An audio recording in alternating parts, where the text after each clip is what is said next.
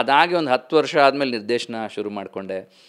ಕಲಾಕಾರು, Shri Satyanarayana, gun ಈ ಥರದ್ದೆಲ್ಲ ಸಿನಿಮಾಗಳು. ಆ್ಯಂಡ್ ಕಿಲಾಡಿ ಪೊಲೀಸ್ ಮಾಡಿ ಅದನ್ನು ತೆರೆಗೆ ತರೋದು ಅಷ್ಟರಲ್ಲಿ ಕೋವಿಡ್ ಬಂದು ಲಾಕ್ಡೌನ್ ಆಯಿತು. ಅದನ್ನು ಬರೀ ಡೈರೆಕ್ಟ್ OTTಗೆ ಮಾಡೋ ಥರ ಆಯಿತು. ಸೊ ಈಗ ಮತ್ತೆ ನನಗೆ ಯಾವಾಗಲೂ ನೀವು ಹೇಳಿದಾಗೆ ಭೂತ ಪ್ರೇತ ಇವೆಲ್ಲ ಪ್ರತಿಯೊಬ್ಬರ ಮನಸ್ಸಲ್ಲೂ ಒಂದು ಕುತೂಹಲಕಾರಿ ವಿಷಯ.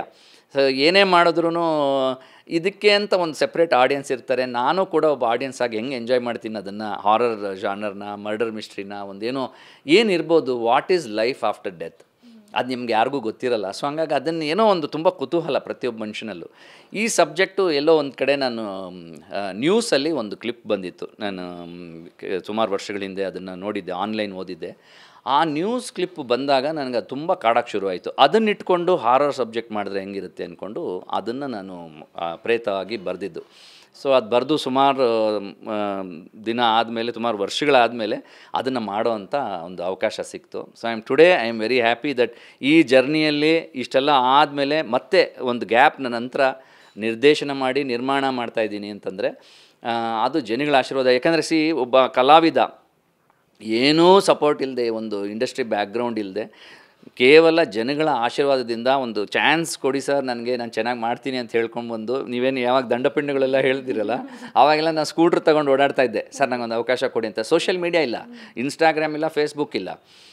ನಾವು ಯಾರಿಗಾದ್ರೂ ಮಾಡಬೇಕಂದ್ರೆ ಲ್ಯಾಂಡ್ಲೈನ್ ಕಾಯಿನ್ ಹಾಕ್ಬಿಟ್ಟು, ಸರ್ ನಾನು ಈ ಥರ ನನ್ನ ಹರೀಶ್ ರಾಜ್ ಅಂತ ಆರ್ಟಿಸ್ಟು, ನಿಮ್ಮನ್ನ ಭೇಟಿ ಮಾಡಬೇಕಂತ ಅವಕಾಶ ಕೊಡಿ ಅಂತ ಹೇಳ್ತಾಯಿದ್ವಿ. ಬಸ್ಗಳಲ್ಲಿ ಓಡಾಡ್ತಾ ಇದ್ವಿ ಅಲ್ಲಿವರೆಗೂ ಹೋಗಿ. ಇವತ್ತಿನ ದಿನ ನಮ್ಮ ಕಾರಲ್ಲಿ ನಾವು ಓಡಾಡ್ಕೊಂಬಂದು, ಇಲ್ಲ ನಿಮ್ಮ ಮನೆ ಮುಂದಿದೆ ಲೊಕೇಶನ್ ಹಾಕೊಂಡು ಸರ್ಚ್ ಮಾಡ್ತೀವಿ. ಟೆಕ್ನಾಲಜಿ ಅಷ್ಟು ಬೆಳೆದಿದೆ. ಆ್ಯಂಡ್ ಅಷ್ಟಾದರೂ ನಾವು ಇನ್ನೂ ಇಂಡಸ್ಟ್ರಿಯಲ್ಲಿ ಉಳ್ಕೊಂಡೇನೋ ಒಂದು ಸಾಧನೆ ಮಾಡ್ತಾಯಿದ್ದೀವಿ. ಆ್ಯಂಡ್ ಜನಗಳು ನಿಜವಾಗ್ಲೂ ನೋಡಿ, ಹರೀಶ್ ರಾಜ್ ಅವರು ನೀವು ಚೆನ್ನಾಗಿ ಮಾಡ್ತೀರಾ ಅಂತ ಹೇಳ್ತಾರೆ ಎಲ್ಲೋದ್ರೂ. ಆ ಸ್ಟಾರ್ಡಮ್ಮು, ಸಕ್ಸಸ್ಸು, ಕೆಲವ್ರು ಹೇಳ್ತಾರೆ ಸರ್ ನಿಮಗೆ ಸಕ್ಸಸ್ ಸಿಗಬೇಕಿತ್ತು ಸರ್, ಇನ್ನೂ ದೊಡ್ಡ ಮಟ್ಟಿಗೆ ಬೆಳಿಬೇಕಿತ್ತು ಅಂತ.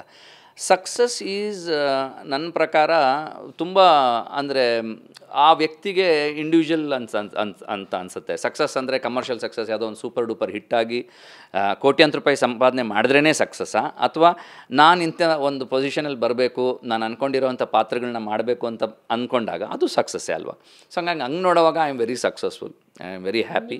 ಒಳ್ಳೆ ರೀತಿಯಿಂದ ಒಂದು 10 ಜನ ಗುರ್ತಿಡಿದ್ರು ಅದು ಸಕ್ಸಸ್. 4 ಜನ ಸರ್ ನನಗೆ ಯಾವುದೋ ಅವಾರ್ಡ್ ಬರದೇ ಇರ್ಬೋದೇನೋ, ನಾಮಿನೇಟ್ ಆಗಿದ್ದೀನಿ ನ್ಯಾಷನಲ್ ಅವಾರ್ಡಲ್ಲಿ, ಬೇರೆ ಭಾಷೆಗಳಿಂದ, ಈಗ ಕೇರಳದಿಂದ, ತಮಿಳಲ್ಲಿ ಅವ್ರು ಕರೆದು ಒಂದು ಅವಕಾಶ ಕೊಟ್ಟಾಗ, ಇವರು ಬೆಂಗಳೂರಲ್ಲಿ ಕನ್ನಡ ಒಳ್ಳೆ ಆರ್ಟಿಸ್ಟ್ ಅಂತ ಕರೆದು ಅಲ್ಲಿ ಕೊಟ್ಟಾಗ, that is more than N award and that is my success ಅಂತ ಅನಿಸುತ್ತೆ. ಇವತ್ತಲ್ಲ ನಾಳೆ ಒಂದು ಕಮರ್ಷಿಯಲ್ ಸಕ್ಸಸ್ ಬಂದೇ ಬರುತ್ತೆ. ಆ್ಯಂಡ್ ಅಂದರೆ ಇವಾಗ ಇದಂತೂ ತುಂಬ ಕಾನ್ಫಿಡೆಂಟ್ ಆಗಿದ್ದೀವಿ, ಚೆನ್ನಾಗಿ ಆಗಿಬರುತ್ತೆ. ಒಂದು ಫಿಲ್ಮ್ ಸಕ್ಸಸ್ ಆಗೋದಕ್ಕೆ ಎಷ್ಟೋ ಒಳ್ಳೆ ಸಿನಿಮಾಗಳು ಕಮರ್ಷಿಯಲ್ಲಾಗಿ ಏನೋ ದುಡಿದೇ ಇರ್ಬೋದು ಥಿಯೇಟರ್ಸಲ್ಲಿ. ಹಂಗಾಗಿ ನನಗೆ ಇದು ಒಂದು ಇನ್ಸ್ಪಿರೇಷನಾಗಿ ಬಂದು ಈ ಸಬ್ಜೆಕ್ಟ್ನ ಮಾಡಿದ್ರೆ ಚೆನ್ನಾಗಾಗುತ್ತೆ, ಜನಗಳಿಗೆ ಒಂದು ಥಿಯೇಟ್ರಿಕಲ್ ಎಕ್ಸ್ಪೀರಿಯೆನ್ಸ್ ಕೊಡೋಣ. ಪ್ರೇತ ಅಂದ ತಕ್ಷಣವೇ ನಾವು OTTಲೆಲ್ಲೋ ನೋಡೋದು, ಮನೇಲಿ ನೋಡೋದು, ಮೊಬೈಲ್ ನೋಡೋದು, ಅಲ್ಲಿ ಟಿವಿಲಿ ನೋಡೋವಾಗ ಅಷ್ಟು ಎಕ್ಸ್ಪೀರಿಯೆನ್ಸ್ ಬರೋದಕ್ಕೂ ಒಂದು ಕ್ಲೋಸ್ಡ್ ಥಿಯೇಟ್ರಲ್ಲಿ ಆ ಹಾರರ್ ಎಕ್ಸ್ಪೀರಿಯೆನ್ಸಸ್ ಇದೆಯಲ್ಲ, that is a different thrill. ಆ ಥ್ರಿಲ್ಗೋಸ್ಕರ ಈ ಸಿನಿಮಾನ ಮಾಡಿದ್ದೀನಿ.